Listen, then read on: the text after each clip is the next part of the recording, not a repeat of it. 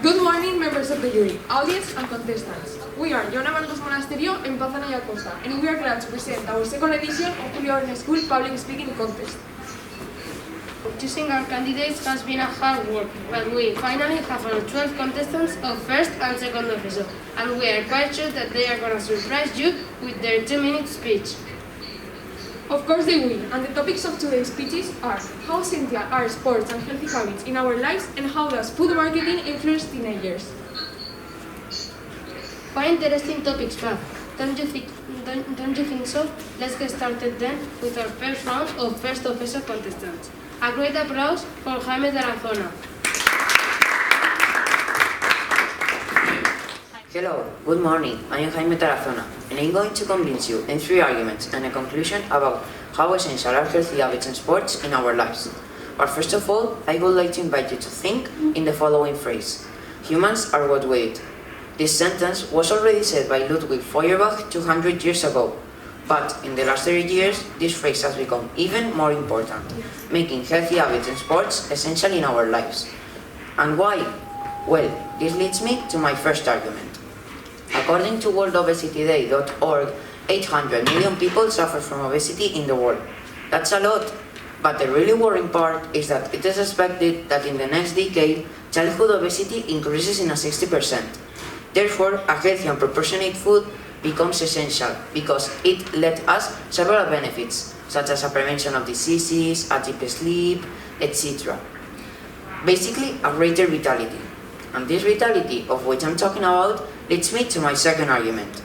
That is, regular sports practice benefits us with many good things, such as more energy, strengthens our muscles and bones, increases our defenses, increases our self-confidence, communication and teamwork, etc. As explained to us Nestlé by healthierkids.com. And my last argument is simple and based on the mental health. That is, regular sports practice and healthy habits help us to have a better mental composition, so that we feel better and that increases our self-confidence in ourselves. Therefore, it improves our interpersonal relationships. In conclusion, and as you already have been able to realize, healthy habits and sports let us several benefits that we cannot ignore. Don't forget, we must give a greater importance to healthy habits and sports in our lives. So, now that you all know this information, are you taking the challenge? Thank you very much.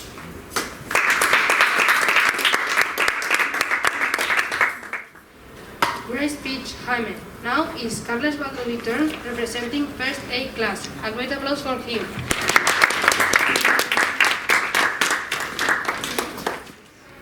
Hi, I'm going to say a sentence that I love. With a healthy life, in your face there's always a smile. Do you like doing some sport? For example, me. I like playing football. Football totally defines me, and look if it defines me. Well, don't you have that sport that defines you? Good morning, members of the audience and jury. Today I'm going to persuade you about sports and healthy habits are crucial in our life. Firstly, sports are good to be healthy and fit. Sport refreshes people's bodies and minds. It is said that health is wealth, and a healthy body motivates people to move forward.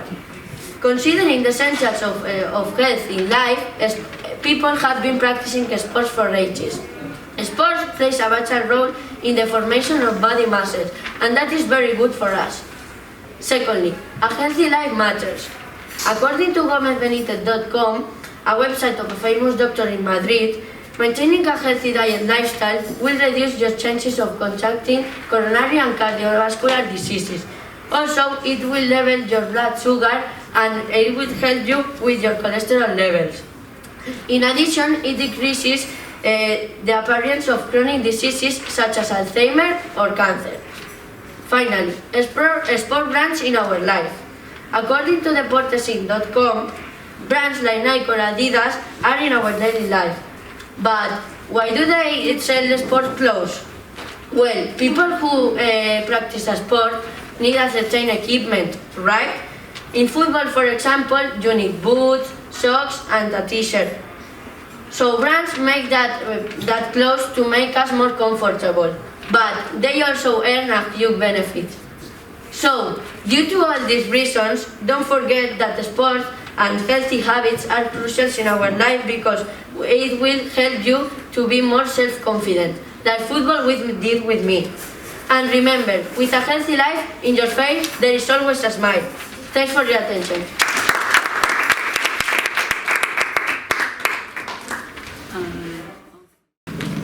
Very good, Carles. But now, who's gonna be the next one? Let's see. Natalia Gomez from First B class. A great applause for her. Michael Jordan once said, "If you work, the results will come by themselves." Hi, I'm Natalia, and I'm going to talk about how essential sports and healthy habits are. Because, as Jordan's words show, if you practice sport and have a healthy life, then you will have the results of your work. But why? Well, apart from the fact that doing sport is very important to be healthy, it brings us a series of benefits that I'm going to tell you now. First, physical benefits. It improves our physical shape and resistance. Second, mental benefits. It helps you to relieve stress and anxiety. And third, social benefits. Since it promotes teamwork and helps you to meet new people. But also, if you want to have a healthy life, you need to eat healthy. Take care of yourself. It's not only about doing sport. Healthy habits are very important in our day-to-day. If you eat healthy, also you will get proteins and energy. If you do all this, you will get results. In the end, it reduces the risk of developing certain diseases and controls overweight and obesity, strengthens bones and muscles. Since you know how to have a healthy life, that's why I'm going to give you some tips for your daily routine. Moving whenever possible. Finding your favorite sport is the best way to do sport. Look for what you like the most and do it. Don't make it boring. Also, you have to eat well. Eat vegetables and fruit, cereals, legumes, foods of natural origin. Health depends on our habits, our behavior, our diet, our level of physical activities, and the environment in which we live. Our genetics are not modifiable, but we can avoid many diseases by maintaining healthy habits. Thanks for your attention. It's only the third speech and I don't know who's gonna win. Now is Blanca Vila's turn from First A class. A great applause for her. Have you ever thought that the best investment you can ever do is on your own health? For example, this simple tennis ball has totally changed my life in many ways. Good morning, members of the jury and audience. I am Blanca and I strongly believe that sports and healthy habits are crucial for our society. Why? Actually, I have 3 arguments that will persuade you about that. Firstly, sports and healthy habits help our economic growth. On the one hand, they benefit the global economy by achieving lower rates of sickness absence from work. On the other hand, and according to Amazing.com, the influence of sports and healthy habits is increasing because the amount of money directly invested in it is enormous. According to BusinessSchool.com, by simply signing up for sport races, make sport companies earn more money selling equipment, and at the same time, it helps to collect money for different purposes. Secondly, don't you think that relationships improve when practicing sports and having healthy habits? There are all benefits. Why? Because it is very common to look for that partner that helps you doing physical activities, or even a group of people. But what about family? As it says in Aqua Fundación, spending time with your family doing physical activities helps to strengthen the bond between all of you. And last, but not least, the Sustainable Global Goal 3 matters. The third global goal proposed by the United Nations is good health and well-being, and I wonder if we, as a society and from education, can generate good habits since childhood. Of course we can. In fact, if we, teenagers, are taught to eat well from the time we are small, we will get used to having a healthy life, and it will help you a lot in many stages of your life. So don't forget, remember this little tennis ball? Well, it changed my whole life. So look for that sport that motivates you to have a new lifestyle. You won't regret it. Thanks for your attention. Good job, Blanca. Now is José Luis Benítez from First B class. A great applause for him. Hello everybody. I wanted to start this presentation with a question. Do you like sport? Yeah, I don't. But sports are a very important part of having a healthy life. Today, I will tell you the relationship between mental health and sports. Why sports? How many sports do you have to practice in a day for being fit and how having a healthy life? Pay close attention and you will improve your life. First, the mental relationship between mental health and sport. Some of you will know the Latin phrase mens sana in corpore sano. But how true is this? Well, a study carried out by the University of Almeria said that people that practice sport have a bigger attention span and less possibilities of suffering depression. Yeah, I don't think so. Next, how many sports do you have to practice in a day for being fit? Some of you will practice a lot of sport in a day, but according to Dr. Google, the good quantity of sport you have to practice in a day are 30 minutes of sport at medium intensity 5 days a week. I don't share this belief, but anyway. And for finishing, how having a healthy diet. Also, according to Dr. Google, a healthy diet includes a lot of meat, fish, vegetables, and fruit. It also includes nuts and grain, and also reduce the uses of fats and added sugars. You should also take a shower every day and rest at night. So, in conclusion, although I have said through this presentation that I don't believe in these arguments, that's not true. Everything that I have said today is true. Follow these tips and you will improve your life. Thank you for your attention. And our last contestant from first A class, a great applause for Victor Peñalver.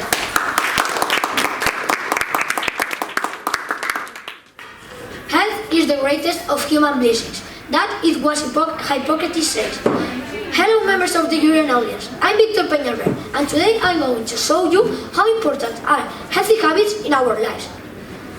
Firstly, whenever you think about economy, about healthy habits and sports are crucial in our lives, not only because they make you stronger or faster, also because help you with many physical problems. According to Manhattan Medical Arts, sports improve your heart function, reduces the risk of diabetes and controls blood sugars and lower tensions.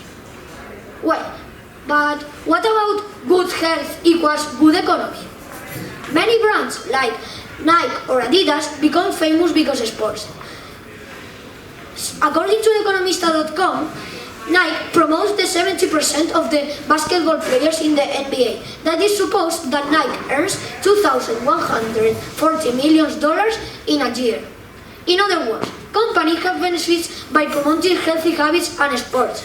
Likewise, people will benefit by being healthy. A simple equation, don't you think so? On the other hand, there is a profession that is constantly increasing, to be a nutritionist. I mean, people developing diet and special exercise to individual clients. According to La Salud newspaper, in Spain, the number of nutritionists increases at 21% in the last 2 years. That is supposed that the more healthy people that they are, the more nutritionists there are going to be.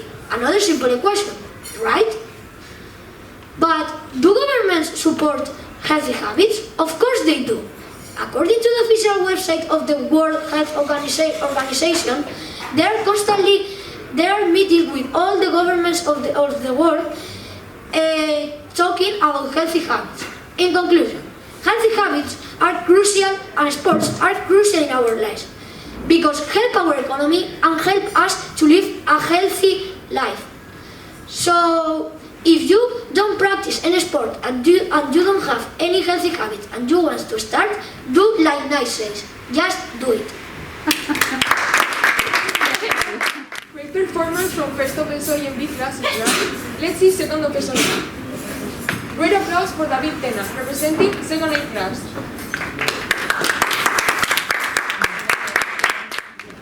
How does food marketing influence us?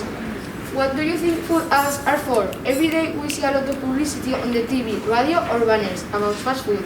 The companies want to sell their products and we believe what they tell us. But have you ever thought the impact it has on us, especially on teenagers? Hi, I'm David Tena and today I'm going to talk to you through 3 different arguments. First, if you pay attention to TV and ads, most of them are normally about fast food, and these ads are made by influencers. Because if there's a famous person behind the products, we will buy the products. For example, Aitana Ocaña, the singer, announced a menu of one important company. So imagine that a teenager that likes a lot Aitana only wants that menu because it has her name. Second, according to Charlie Smith, we eat more junk food than other type of food. But why? Because we don't have time or we don't want to go. But I will say that all is a business to earn more money. Because for example, Aitana's previous example, she has an illness and she can't eat hamburger, chicken, etc. But she wants all of this type of food. What do you think about it? And third, we also become addicted to this type of product. Because we hate the food, it's not good. And a lot of teenagers always want to eat this. Because the companies add a chemical ingredient to get hooked to that flavor. So does food marketing influence us? Yes, definitely. In conclusion, I think that all is a business and they are buying us to sell more. But this can be prejudicial for our lives. We need to be aware of the truth behind food marketing. Thank you all right now. Thank you. How interesting your speech, David. Now it's Belén Gómez Crespo's turn, representing 2nd B class. A great applause for her.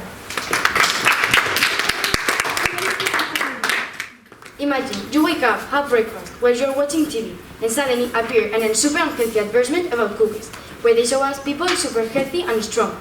Wouldn't you like to consume it? Good question, right? So I really believe that food marketing affects teenagers. First, food advertising is slowly killing us. Socially speaking, 4 out of 10 children are overweight or obese, and this is gradually increasing. The problem is that in the advertisements, they only show us what we want to hear or see. In the most unhealthy ads, we can see healthy people, but they are only trying to deceive us. In fact, the new McDonald's ad done by Aitana is a good example. Here we can see how one of the most loved teenager singers recommends a hamburger, where she can even eat it because she is celiac and gluten intolerant.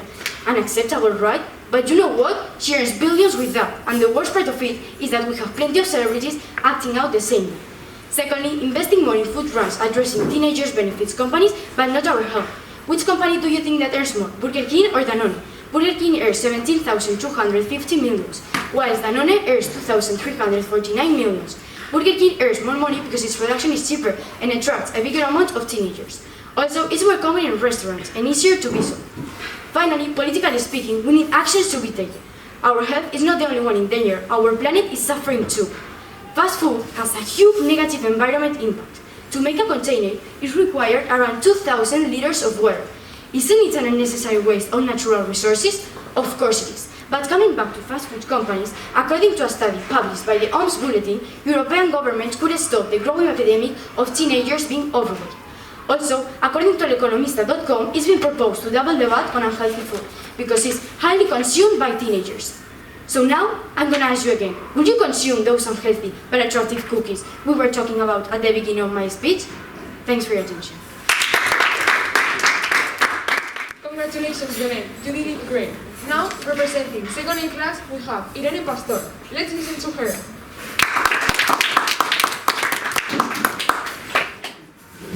You're seeing the TV, and they do a pause in the film you're seeing to put a popcorn ad. Now, do you want to eat popcorn, right? That may be a stupid example, but this happens in every ad we see. They affect us in a mental, social, and economic way. Good morning, members of the jury and audience. I'm Irene, and today I'm going to show you how food marketing influences teens. Starting with my first and mental argument, our brain. According to the University of Michigan, the way our brains respond to fast food advertisement can predict what our teens going to eat. There's another study at the University of Michigan that examined the brain responses of teenagers in fast food ads. And in all of them, the brain regions involved in focus were the most active areas. My second and social argument, obesity.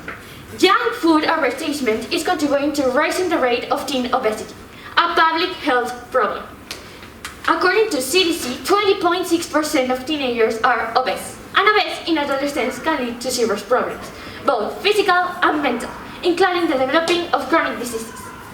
Dr. Jennifer Harris thinks that peer influence is the most important factor, for example, the social media. And my third, last, and economic argument, a major market force, teens. Only in 2016, food industry have spent almost $14 billion and is the second largest advertiser. Thus, teenagers are the major market force. So, it's a fact that food marketing affects us, because there are some meta studies of that. It's contributed to raising the rate of teen obesity, and because teens are the major market force. So, finally, do you want to eat popcorns? Thanks for your attention. Well done, Irene. Now it's Ryan Hump's turn, representing second B class. A big applause for her. Capitalism, consumerism, advertising, companies. What do these things all have in common? Money, right? Most people will do anything to get their hands on more money, whether it affects younger generations or not. One of the best examples of this is food marketing. Why is this so important? Because it affects us. It affects me deeply. Hi, I'm Ryan Hamsh, and I do believe that food marketing affects teens drastically. First, what about social media? Food companies will use social media to stay in contact with teens wherever they are at any time. According to Brood Center, major food companies spend almost $2 billion a year marketing food to teens and children, spending almost 90% of this money marketing fast foods and unhealthy foods. But why do they target teens specifically? Well, not only do we spend a lot of our time on social media, but we can also easily influence other people around us. But we must not forget that food marketing uses consumerism. This is when companies try to convince the buyers that they need their product when they really don't. Food companies do this by making deals, giving out samples, and more. This makes teens think that they need to eat certain foods and can make them self-conscious about the foods that they eat. Finally, not only does food marketing affect teens' mental and physical health, but also the decisions we choose and are forced to make for the rest of our lives. We live in a capitalistic society, meaning that the company owners get the money. This means that they will undergo anything to try to make more money, even if it affects teens in a harmful way.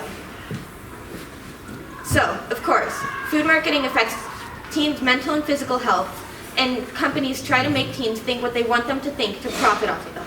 So, what are you going to do to prevent this now? Thank you. Compliments, Ryan.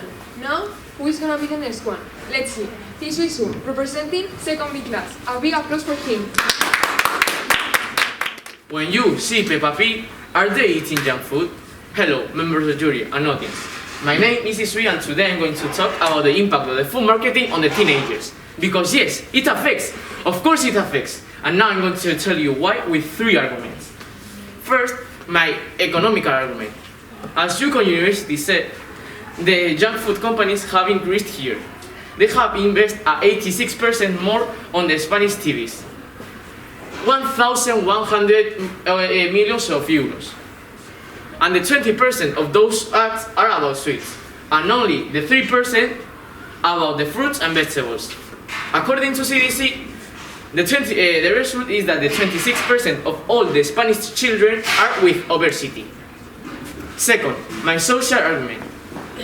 When you see Spanish cartoons, the characters normally are eating healthy food, like Peppa Pig or Pocoyo. But the older you get, those things disappear. It appears like Gumball and Darwin, or with bears that are eating junk food. And at last, when you are a teenager, you're starting to watch Instagram. And in Instagram, the food are like this, junk food. In the end, my method argument. Have you thought what is thinking a kid? It's so easy. They think that all things are true. Are true.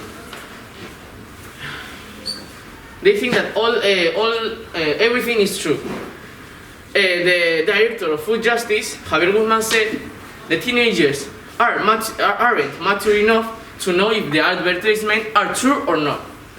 There are more arguments that can put in evidence that the food marketing affects kids and teenagers, especially in the negative way. But nowadays we can stop it. Do you want to try it with me? Thanks for your attention. I'm Cisri. Well done, Jesui. You did it brilliant. Now, our last contestant. A great applause for Jimena Luisek-Jover, representing second B class. You're gonna do it great. Have you ever wondered about the importance of nutrition in our lives? When we are teenagers, we don't mind eating whatever we want. Actually, who don't like to watch those tempting ads promoting date food, but really tasty food that will make your mouth water? Hi members of the jury and audience, I'm Jimena, and today I will persuade you that food marketing definitely affects us, teenagers, radically. Let's see why. Firstly, advertising as a manipulative tool. The latest study carried out in Spain showing food marketing for children conclude that the 97% of the products that are advertised as healthy actually have a high content of sugar, fat, or other ingredients that make them unhealthy. So this shows us again how effective advertising is a manipulative tool, not only for teenagers but also for children and even families. Secondly, social media also influence teenagers. There is an influencers-adolescent relationship that is getting closer and closer every day. A new study published in Pediatrics.com acknowledged that the brands search for promotional relationship with influencers due to the reach and the trust that followers have on them. So what are the results? Teenagers end up consuming the 32% more calories in unhealthy snacks and 26% more calories due to their developed influencers. Last but not least, having healthy children with obesity problems matters. Politically speaking, government must take action on this. Actually, Spain government has announced 2 measures to curb the enormous rate of obesity in children population.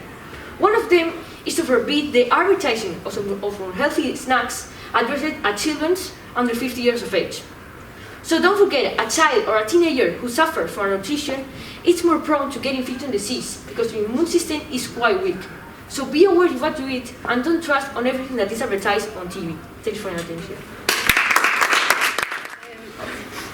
Great performance for second A and B classes.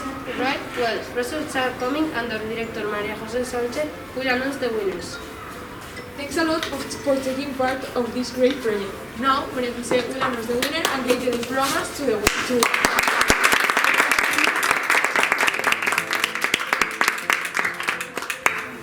Yo antes que nada felicitar a todos los que habéis participado, independientemente de que, como siempre se sabe, que hay unos ganadores, pero solo con el esfuerzo y el compromiso de estar aquí es suficiente. Y además utilizando una lengua vehicular tan importante como es el inglés, porque os he de decir que ya los que somos ciudadanos de aquí de Europa, somos ciudadanos del mundo y en cualquier momento podemos viajar, podemos ir a otro país, conocer culturalmente sus costumbres y es imprescindible la buena utilización de ese idioma. Y con este tipo de eventos que estamos haciendo es fundamental para eso. ¿De acuerdo? Entonces, y dicho esto, voy a decir el ganador o ganadora de primero de la ESO. Solo diré una cosa, repite por segunda vez. No voy a decir nada más. Es Jaime Tarazona.